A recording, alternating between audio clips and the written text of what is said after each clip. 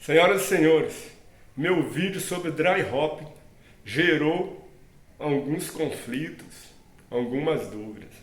Então nós estamos aqui para esclarecer. Dry hop em parte 2. Produção, chama a vinheta.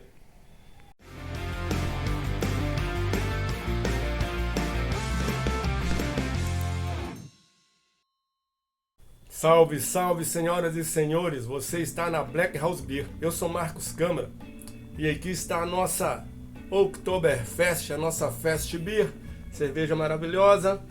Link no canal, veja o vídeo de produção. Sem enrolação, o vídeo de hoje é continuação do vídeo anterior, que é o Dry Hop Sem Mistério. É um assunto complexo. Então, como eu falei no vídeo anterior, eu falei sobre o dry hop, como fazer, as vantagens, as desvantagens, e isso causou alguns pequenos enganos, algumas pequenas confusões, mas isso é normal. Surgiu a oportunidade de fazer mais um vídeo para esclarecer essas pequenas confusões. No vídeo eu falo que eu prefiro adições tardias do que o dry hop, mas eu falo também que isso não significa que dry hop não é importante. Para as IPAs, ele é fundamental. Para as NEIPAs, ele é fundamental. E eu falei lá que eu prefiro adições tardias. Teve muita gente concordando, dizendo que você perde muito aroma quando faz dry hop. É normal. Isso tudo é verdade. Mas o que eu achei que mereceria um novo vídeo é o seguinte. Teve um comentário lá do Felipe Cazuzo, eu acho que é assim que se pronuncia, mas é o Felipe. Muito pertinente, muito legal. Obrigado, Felipe, por ter comentado lá. Ele comentou que quando você faz Prime, você perde muito aroma por causa do Prime, né? E isso é verdade, mas isso é complicado dizer assim. Só isso. Se fizer com Prime, dry hop com Prime, você vai perder aroma.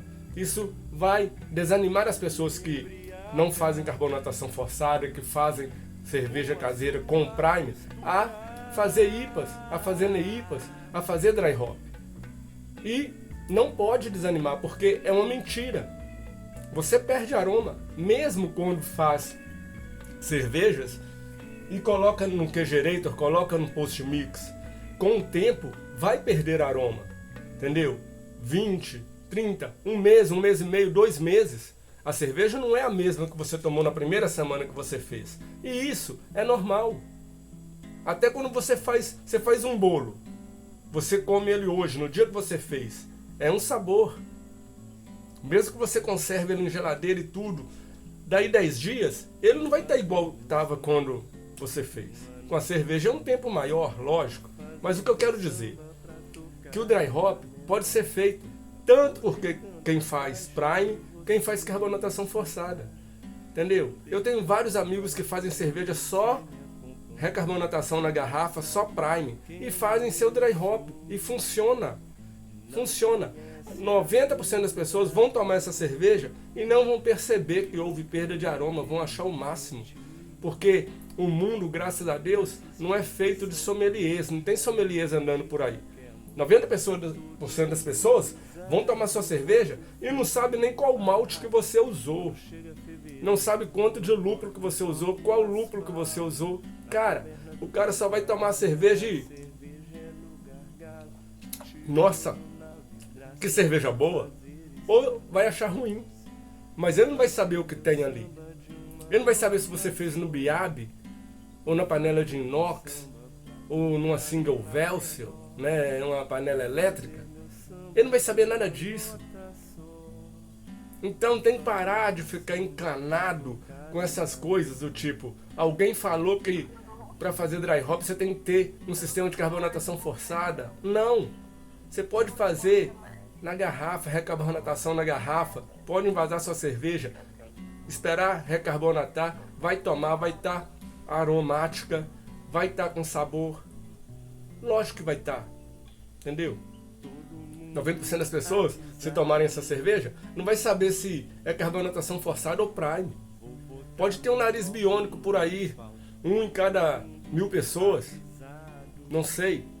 Mas normalmente as pessoas não sabem. Então, eu estou fazendo esse vídeo para dizer isso. O dry hop pode ser feito tanto para quem faz carbonatação forçada, quem faz Prime. No outro vídeo ficou meio dúbio isso. Parece que eu falei que não vale a pena fazer. Quem faz Prime não vale a pena fazer dry hop. Eu não falei isso. Eu falei que o dry hop exagerado, com 200 gramas de lúpulo para 20 litros, sabe? Duplo dry hop, aquele dry hop pesado. Isso que eu falei que não vale a pena. Isso que eu falei que não vale a pena. Que você tem que dosar a mão na hora de fazer o dry hop. Que menos às vezes é mais. Fica mais sutil, fica mais elegante. Isso que eu quis dizer. Eu fiz questão de fazer esse vídeo, gente, porque senão fica parecendo assim: ah, só quem tem carbonatação forçada pode fazer dry hop. Nunca. Prime é vida. Prime é maravilhoso. Eu acho lindo você ter uma garrafa, chegar alguém na sua casa, você apresentar uma garrafa de cerveja, abrir, que você fez. Por que que eu abri mão das garrafas? Por preguiça. Eu tenho preguiça de lavar a garrafa, sanitizar a garrafa, 40 garrafas, vamos lavar tudo, sanitizar tudo, envasar, tampar e esperar recarbonatar. É preguiça minha, mas o sistema não é ruim. Prime é ótimo. Há milênios, milhares de anos as pessoas fazem cerveja dessa maneira. Os caseiros, usando o Prime. E funciona. E é maravilhoso. Neipa, Fruit Beer, não importa. Dá para fazer todos os estilos envasando de garrafa. As pessoas já faziam isso há milhares de anos. Entendeu? Então, por isso eu fiz esse vídeo. Porque o dry hop é maravilhoso para as IPAs e neipas, não tem como não fazer. Eu só fiz uma crítica no vídeo anterior, falando que, pô, às vezes exageram, né? Às vezes a receita vem falando que você tem que pôr 200 gramas de lúpulo para 20 litros no dry hop. Eu acho inviável, porque eu já fiz e acho inviável. Eu uso, como eu disse, 3 gramas por litro. Dá 60 gramas para cada 20 litros. Para mim funciona bem. Entendeu? E eu faço Prime também. Não gosto muito, porque eu tenho preguiça. Mas se precisar eu faço Prime. Tem minhas garrafas que estão aqui do lado. Não jogo fora. Todas guardadinhas ali, sanitizadas. Se precisar eu faço. Entendeu?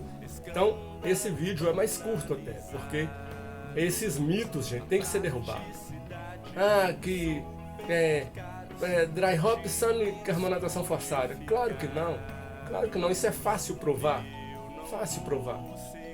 Tem vários amigos que fazem Prime e dry hop. Tem outros mitos que vêm junto, né, cara, que já foram derrubados.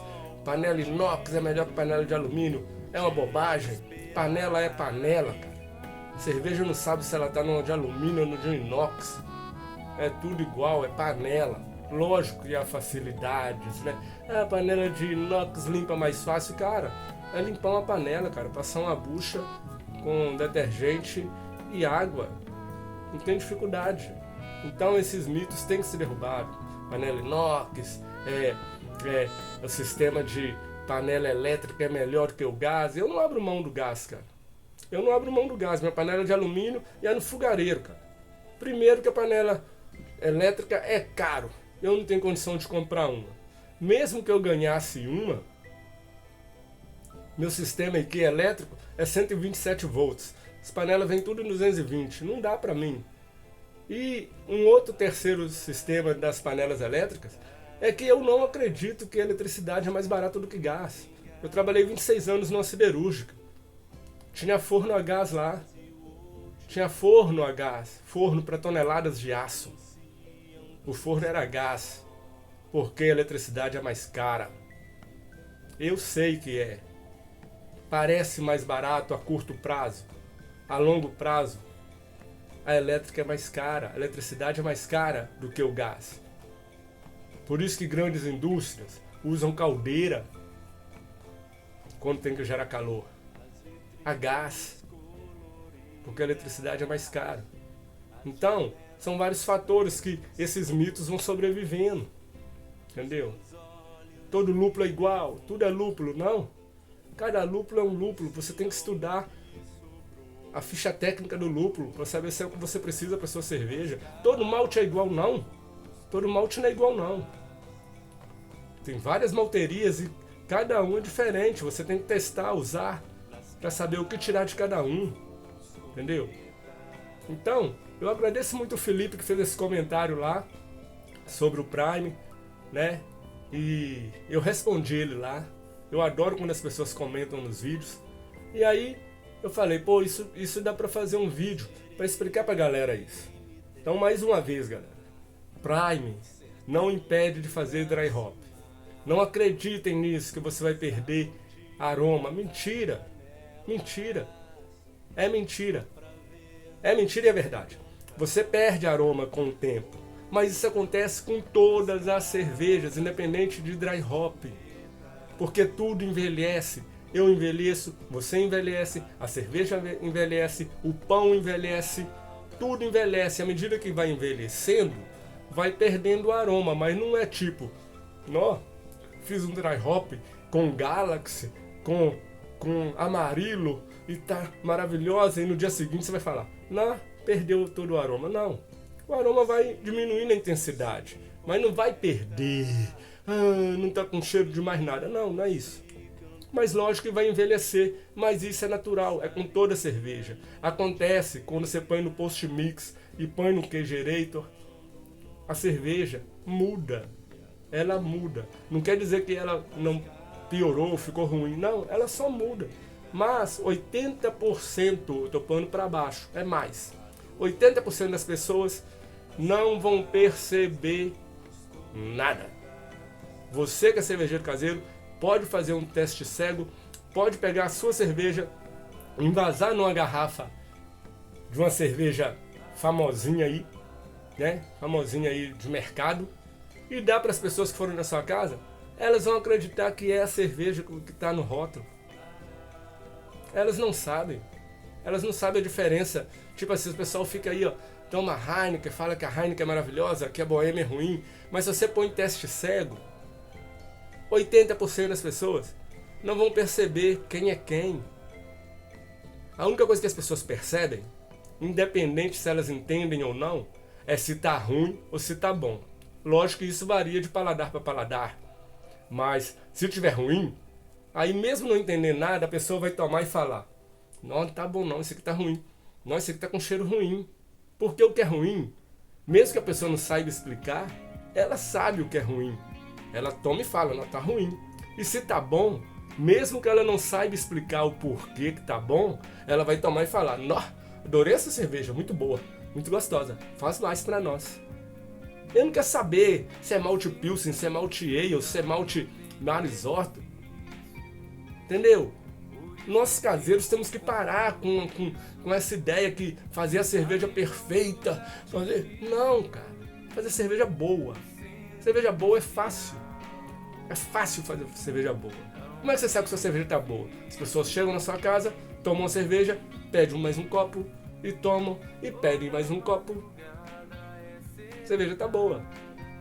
Entendeu? A cerveja está boa. Prime é possível fazer dry hop. Já falei umas 10 vezes nesse mesmo vídeo.